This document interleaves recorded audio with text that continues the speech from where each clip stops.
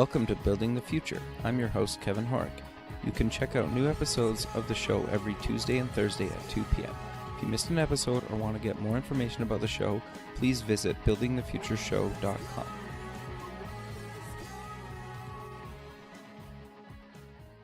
Welcome back to the show. Today we have Dr. Eduardo Diaz. He's the founder at Advancing X. Eduardo, welcome to the show. Good morning. Thank you. Yeah, I'm excited to have you on the show. I think what you're doing with Advancing X is really cool. It's really innovative. And I'm kind of just fascinated about it. But maybe before we kind of get into exactly what it is, let's get to know you a little bit better and start off with where you grew up. Sure. Where did it all start? So I was born and raised in Santa Rosa, California. Okay. And so I guess I was a country boy, really, because I grew up in the hills. Went to traditional schools like Pioneer High School and then Santa Rosa Junior College. Okay. And what did you take there? Psychology from the get-go. Okay. That's been an interest of mine. In fact, I was very much interested in the NASA program, and I was a Trekkie, so I watched a lot of Star Trek. And so, I could already visualize myself as being, like a counselor on one of those aircrafts or one of those spaceships, So it was already in my mind that's kind of where the direction I wanted to go. That's awesome. So you've been to kind of a bunch of different colleges and universities. Kind of walk us through your kind of educational career. Sure. So with the JC, Santa Rosa Junior College, over there I earned 2 associate's degrees. Okay. And then it was in psychology, and I also studied multiple languages like American Sign Language, French, and Spanish. Okay. Why the languages, out of curiosity? I love talking with people from all kinds of cultures, different backgrounds. To me, it's a fascinating thing. And so I fell in love with the idea of being able to understand different languages rather than imposing, my one language, on them. I could learn other people's languages and then go to their country and spend some time there and really engage with them. And so that's why I had an interest with learning more languages. Sure. Okay. So walk me through kind of the art side of your university career. The art side. I don't know the art side. I do know that after the JC, I went on to Sonoma State University, where I earned my bachelor's degree in psychology. And then I also had to go to UC Berkeley as well, because Sonoma State University ran out of classes, some advanced courses that I was taking, and they had a partnership with Berkeley.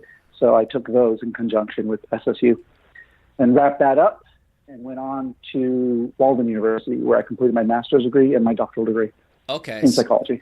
So what made you kind of want to continue down that path?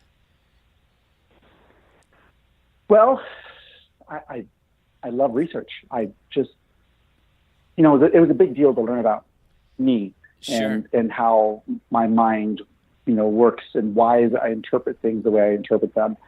And psychology is, it's the study of the self. And so as I continued down that process, the more I understood about how my mind functions, the more I can understand the perspectives of others when they were sharing those perspectives.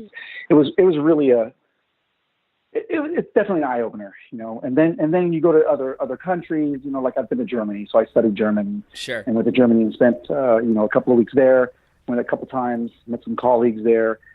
And you get their perspective and take on life, and you start to find out that a lot of people have a lot of similar perspectives.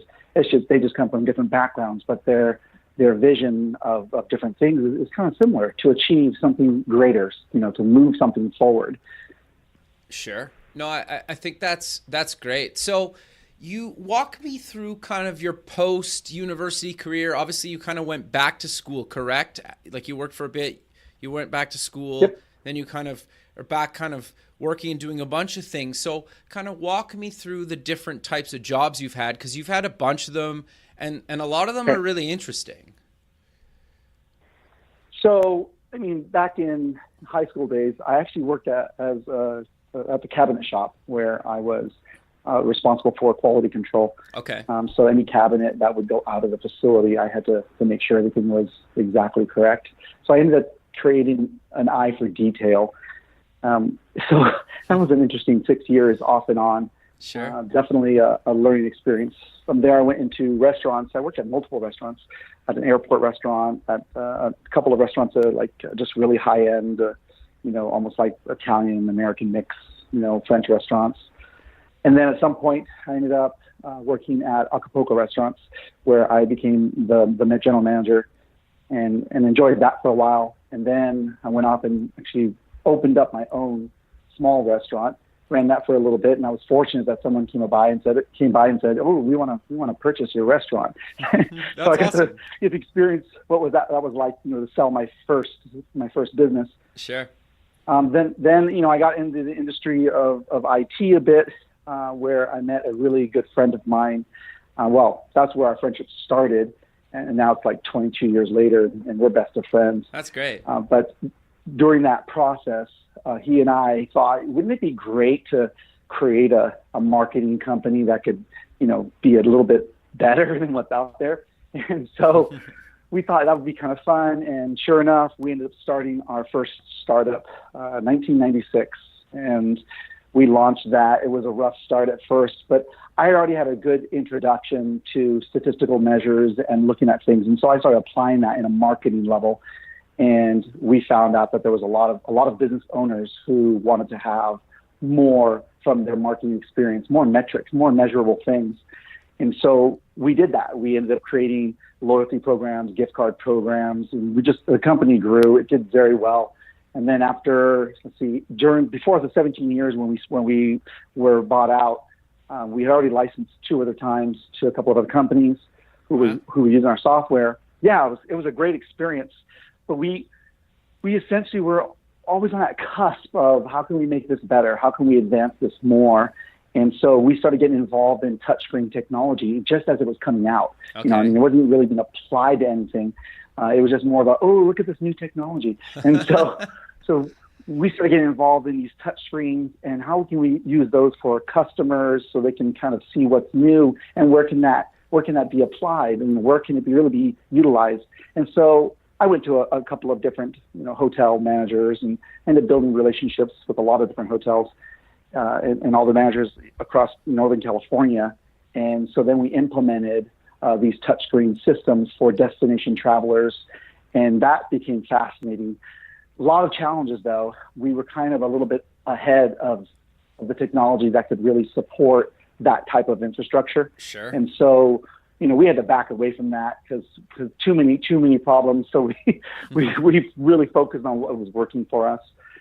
And then we started going into developing our technology toward the cloud and making it more user friendly and beautiful and things like that.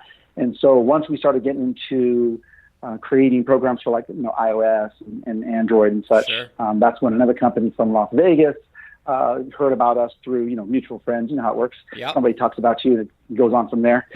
We got a call and a few discussions later, and, we were bought. Nice. That's cool, man. No, that's great. I love that. And I love how you've done kind of a bunch of different businesses in a bunch of different industries and how you take things from kind of those different industries and kind of all tie it together into what you're currently doing. And I think that's quite fascinating. So what exactly is Advancing X and why did you decide to found it? That is an excellent question. So Advancing X, we essentially are focused on human factors. Okay. So one of our goals is to open up a research campus and technology accelerator. And so that's kind of where we focus on that. Now, the research part of it, of course, is all psychology driven, which falls back on my doctoral work, where I look at functional characteristics of individuals and how those individuals can influence the outcome of an entire team and their goal to achieve a common goal. Okay. So, I'll break that down a little bit. Sure. So as you know, everyone has a different personality styles and ways of doing things. And during stressful situations, whether it's low stress or high stress, our desire to do something will change based on the level of stress. Sure. And so I look at those characteristics and I evaluate them.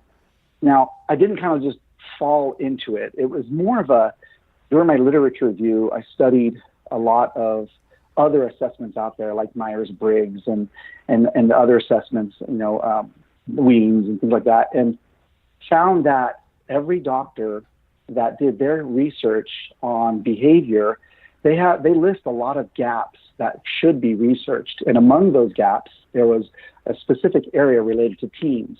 Okay. And the measurement of characteristics and what those characteristics are that can be measured and that have a significant influence on how teams interact with each other, individuals interact with each other to create that team. And so even in like Myers and Briggs research, they have it in there where they're focused on individuals, and they did a lot of great work that can help individuals understand who they are. But they recommended in their research that the application of one person working with another person really needs to be investigated more, needs to be researched more. And so there was another gap right there. So I tied them all together, started realizing there's a pattern that a lot of doctors really need measurable, characteristics that can be applied in a team setting. And once I saw that, there were several others. I focused on that one. Okay. And I just dove into it. I started looking at, what theoretical construct can be applied to this, and I went through theory after theory after theory, and I'll tell you what, it's very, very challenging to go through this and that, and you start finding why one doesn't work over the other, and then eventually I did find something called personality systems interactions, which was developed in Germany by what is now a good friend of mine, Dr. Julius Kuhl. And I found out Dr. Kuhl was alive, which usually in my mind, when I see that there's a theorist, sure, I of the assumption that person is no longer, with us on this earth. And, sure. And boy, I was wrong when I looked at the research that he had accomplished, and there was an email address. And I thought, well, nobody from the 1930s would have an email address, Sure. So I sent him an email, and he responded, and one thing led to another. I got on a plane, went to Germany, spent some time with him and Dr. Kazin and a few others, and they gave me permission to use their theoretical structure, and I did. And sure enough, I was able to find a significance in measuring the specific characteristics of one individual, and then, of course, applying that to a team setting. And from there, I resolved the gap. I solved one of the questions that a lot of doctors had, is how do you measure the team characteristics, and I did do that.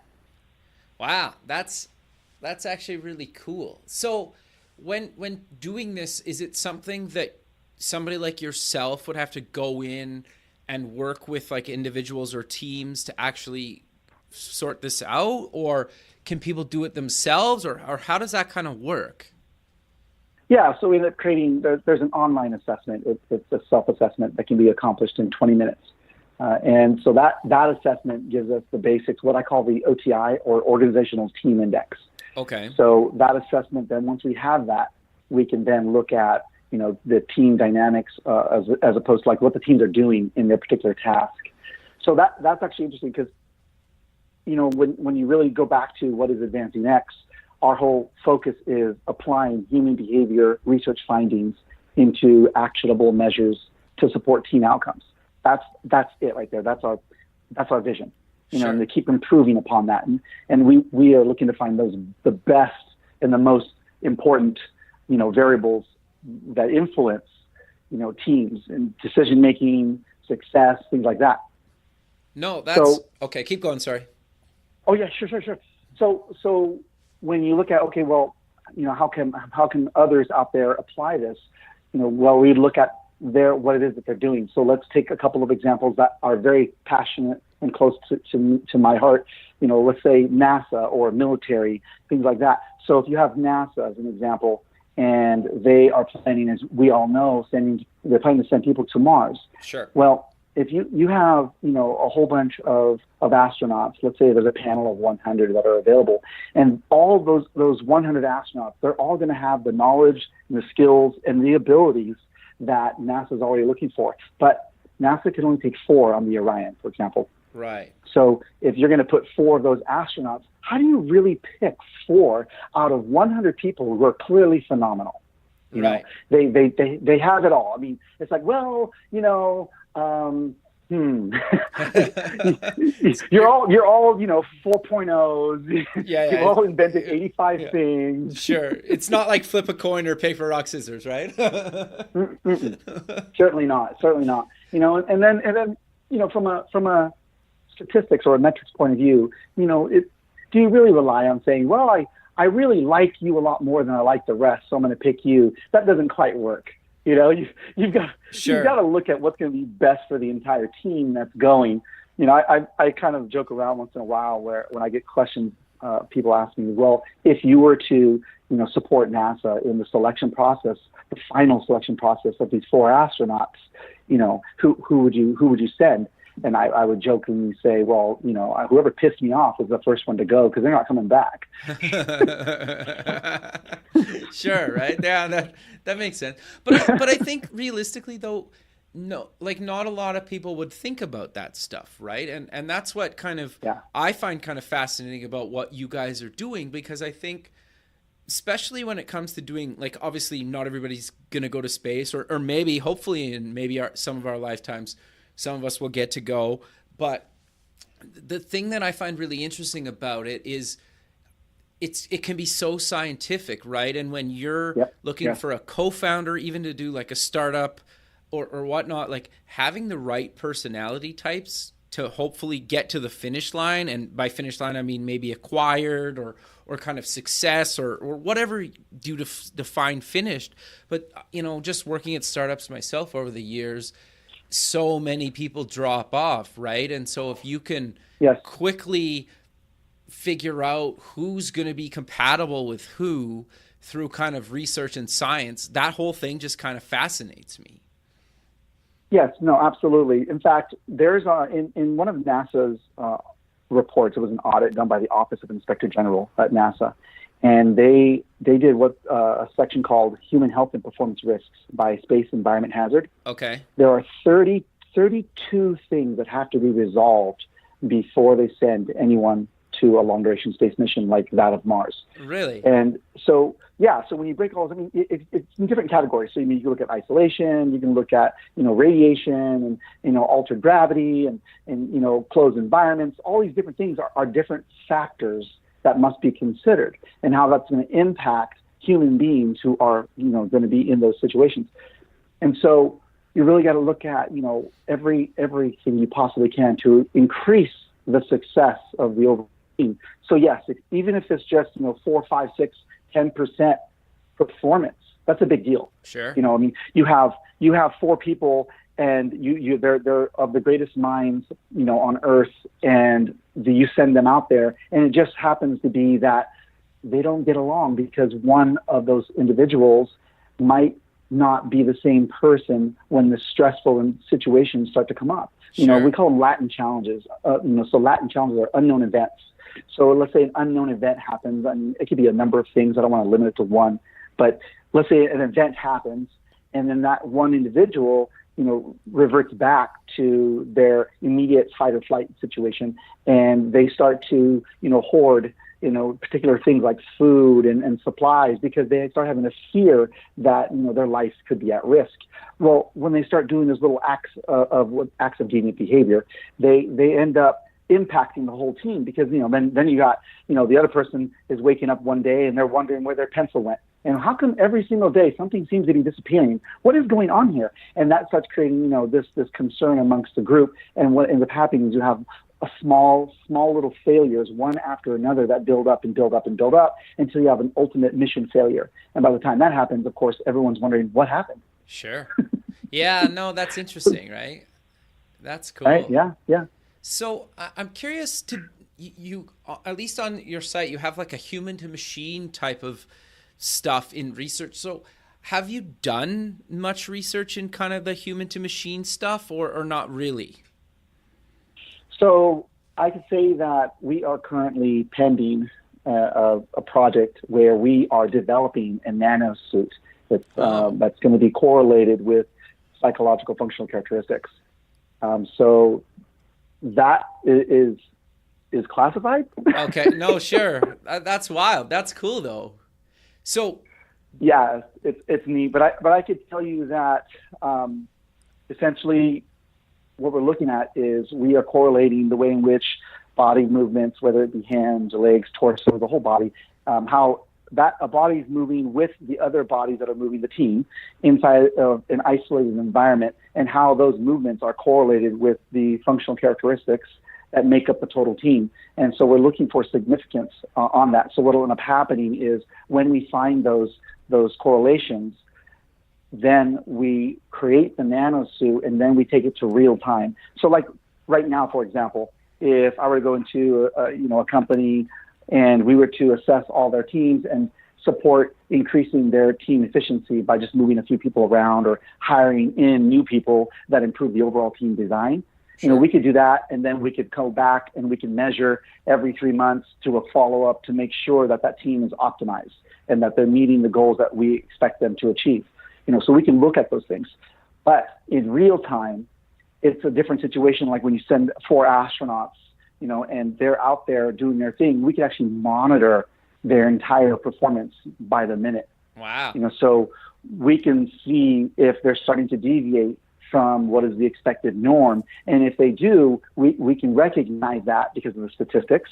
And we can then, talk with them and get their mind back on track so that they don't deviate so much before it leads to impacting the team and what they're looking to achieve.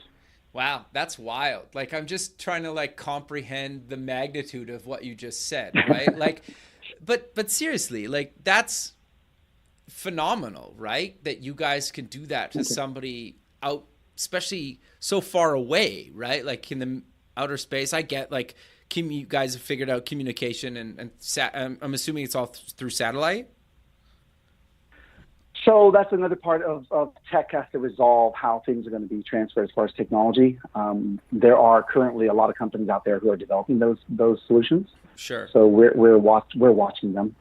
No, okay, fair enough. That's really cool. So you covered it a little bit earlier, but you're looking to build a research kind of campus.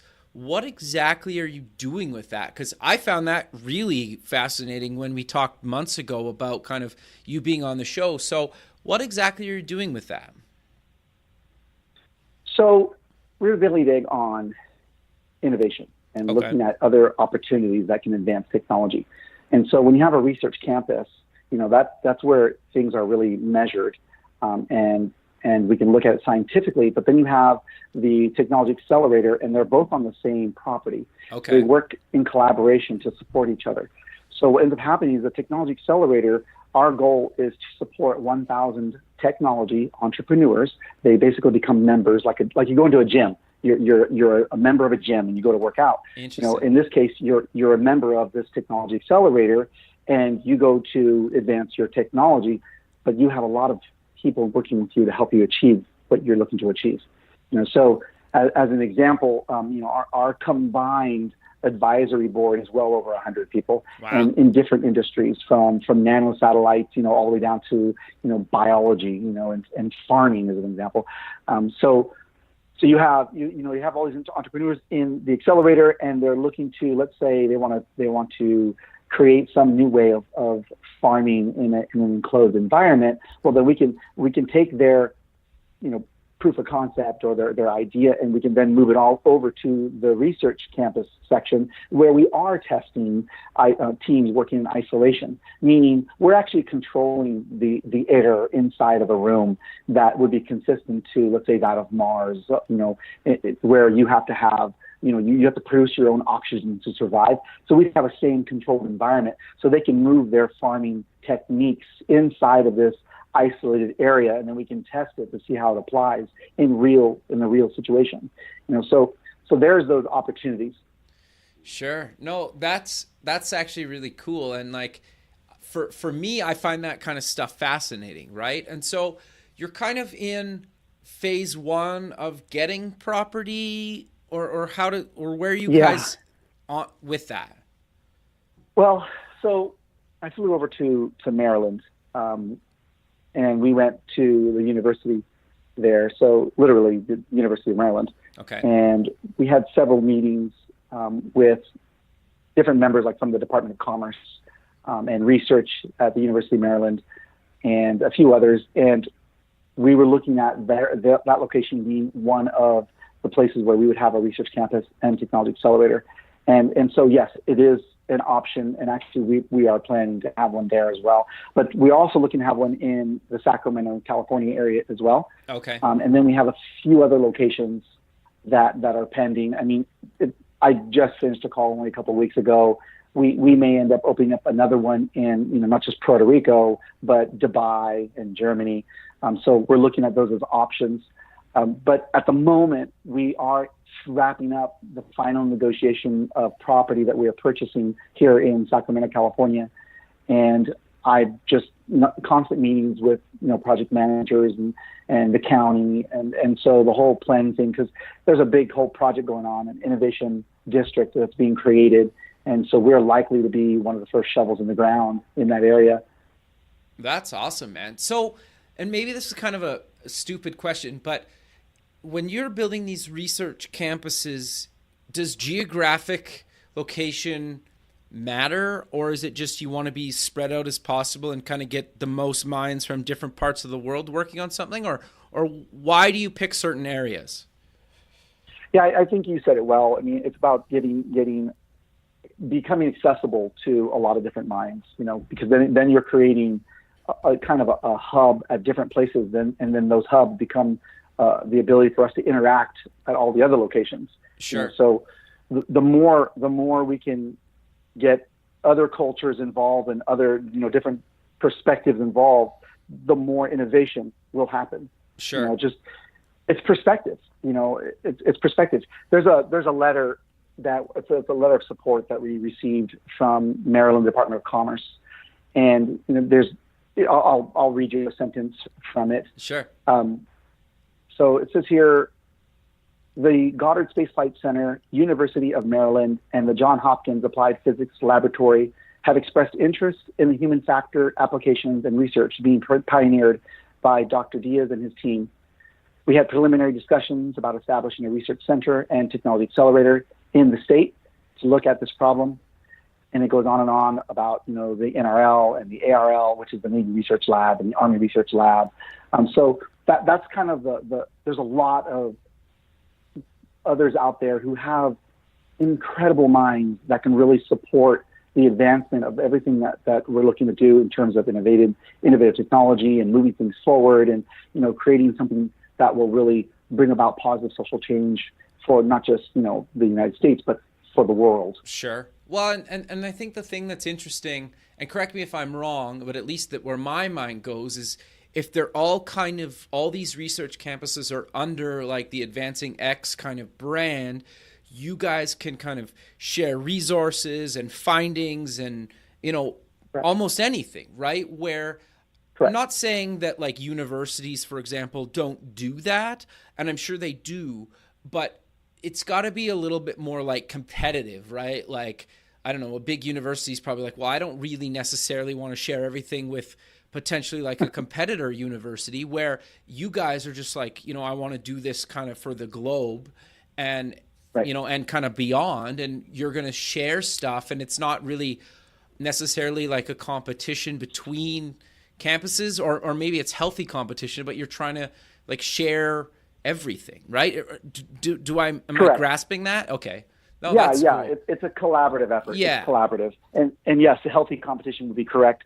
So some of the things that we have set up, for example, I sit on the advisory board for Next Phase Foundation, and Next Phase Foundation, sure. They have, an agreement with NASA for their IP technology transfer program. Yeah. So you recall that one? Yeah, no, I had Robin on the show actually. So yeah, it's totally, excellent. That's awesome. Yeah. Yes, excellent. So you get the gist of it. So in this situation here, you have, all these different entrepreneurs who are creating their proof of concept or whatever have you, and then they're gonna compete to win, financial funding to get their idea to the next stage, So that will be their. But there's just so much involved in this. I mean, there's the level at which, okay, let's take one entrepreneur as an example. One entrepreneur that comes in to the accelerator and they're like, hey, I've got this idea and, I've been working on it for the last 6 months and I really need, a roadmap, to do this. And they might go, and it's not my strength. I mean, my strength is, software development, sure. And so I understand that. I completely understand that. So, that's where I get to sit down with them and ask them a whole bunch of, awesome questions and they answer that and they kind of visualize what their definite chief aim is, what they're looking to achieve with their new idea. And once we establish that, we work our way backward. And so we start looking at, different milestones that they're going to need to achieve along their roadmap to get where they want to go. So we create those action plans, the timelines, and all the measurable outcomes. Now, along each milestone, that's where we introduce a different advisor who will help them, go, okay, let's look at this now. You've achieved all these, great, but now you need to do this aspect of it, And then, of course, they'll reach a level where they've got their prototype, and let's just say it's like a nano satellite, sure. And they've created this little nano satellite, and they've got the working prototype. They've already done the testing inside the research campus area, and they're ready to go and put it out there in low Earth orbit. Sure. Where we could reach out to a couple of, collaborative partners. I probably can't say their names right now. Yeah, that's fine. Yeah, no, so, I get it. Yeah. Yeah. No, so how are you funding all this? Because it's got to be not cheap. It is not. It is not cheap. So we have a lot of investors who have been asking a lot of different questions and such, different people who are looking to put money into this. Sure. So we are looking at those as potential avenues. At the moment, I'm self-funding. Oh, wow. But there's other things as well. I mean, when we get the other research of this project that we're working on that involves the nanotechnology for the nanosuits, that, of course, there's always, as a company, there's always going to be some type of, profit margin somewhere. Sure. And, we'll just apply that. We'll reinvest that into the development of the technology accelerator and the research campus. So there's those things. But there's also the membership. Right. So you have 1,000 entrepreneurs inside of a facility, and they're all paying, your membership to be there. That of course sustains it. That's the model. That's the business model. So yeah, there's that. No, that's great. So is it too early to kind of estimate when you'll have the first one kind of up and running, or is it still kind of too preliminary? I'd like to say in 2 years. Okay. It'll be up and running, but it depends. So, if it turns out that one of these, other prospect locations, I don't want to put it in pressure on anyone, but sure. Let's say one of these other locations says, you know what, we'll give you $6 million to get this thing going right now. Sure. Well, then we would open up in 12 months. Got you. Sure. Okay. That could happen. Sure.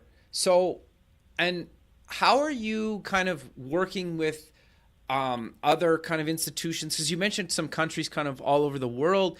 Is that just through kind of online networking or through your community, or how did you kind of find and get interest from other countries? So I back to advisors, and I travel a lot. Okay. And I go to a lot of conventions, like the Space Expo that I just went to in Pasadena, California. Sure. And just meet people, network, talk to them, get out there, online. I've been in the tech world for quite some time, and so it's really working with the whole team. It's never been about just me and my knowledge. It never has been. Sure. This thing has developed from so many different perspectives and people who have been through some aspect of business so many times that they're very familiar with it. And so when you combine, 10, 20, 30 people on different advisory boards, and they're all different, they help guide the company as it continues to move forward. So that's where it is, all networking. No, that's kind of the answer I was hoping you'd give, because I think some people always No, but I think sometimes people struggle with how to move their idea or meet people kind of outside of their country, right? And I think there's not really an easy answer to that. Like, and it's work, and you have to, travel and meet Yep. people online and make the effort and go to conferences or different things and meet people. I think that's really great. But I'm kind of curious to know where do you kind of see this whole kind of research kind of space area kind of going? Because in my opinion, I think we're almost at like the beginning of kind of the whole like big technology kind of space revolution. And I think that, yeah, we've been at it for, decades, and we've had obviously the internet and technology and stuff, but I think like we're about to get like really, really cool. Do you agree with that? Or like, I've been watching that like Year Million show on National Geographic, and it's just like fascinating where things are going to go. So it's like, to me, it's like we're at like this exciting time in like human history where we can actually build some of the stuff that we've kind of dreamt about for, thousands of years. Do you agree with that? Oh yeah, absolutely. It's like I found no. Because part of me thinks that like you kind of mentioned like Star Trek and stuff, right? Like some of that stuff just wasn't buildable years ago, and now you start seeing some of that stuff come reality, and it's just awesome and like mind blowing to me, right? That we can finally like build some of this stuff. Yes, it is incredible the way in which technology is moving, and it's also can be scary, but it depends on who you talk with. Sure. I just had a meeting just this week with someone that I randomly met. Okay. And he happens to be in the world of testing, for security and seeing if something it can be accessed by someone up on the outside. A very bright individual. And I never asked him, but I'm of the assumption that he's in his early 20s. Interesting. And that fits with the way technology is moving, where my own 15-year-old daughter has more experience in using, some type of design and video, tools on her computer than I even understand. And I'm in tech. Yeah. Totally. No. So kids are, they're getting more exposure to hands-on technology. And so they're already used to it. So when it comes time where they have an opportunity to dream, because they have less barriers to hold them back from dreaming. And so they dream these different ideas of how these things can be applied. And all of a sudden, you're having innovative thoughts at a teenage age, and that's just incredible.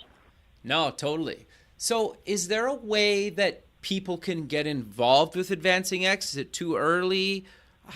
How do people kind of...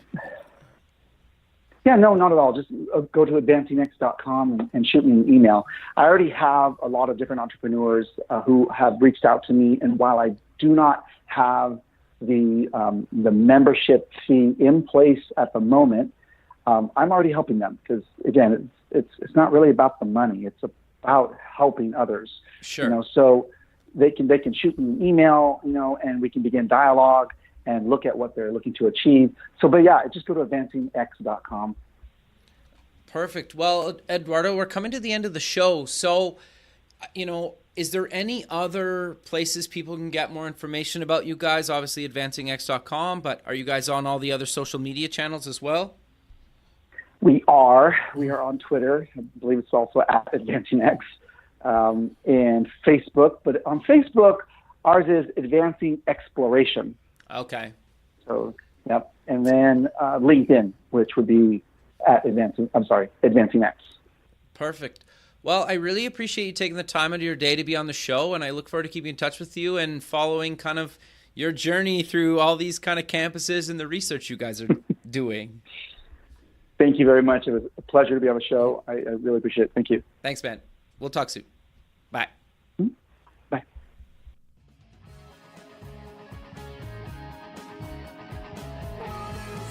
Thanks for listening. The music for the show is done by Electric Mantra. You can check them out at electricmantra.com and keep building the future.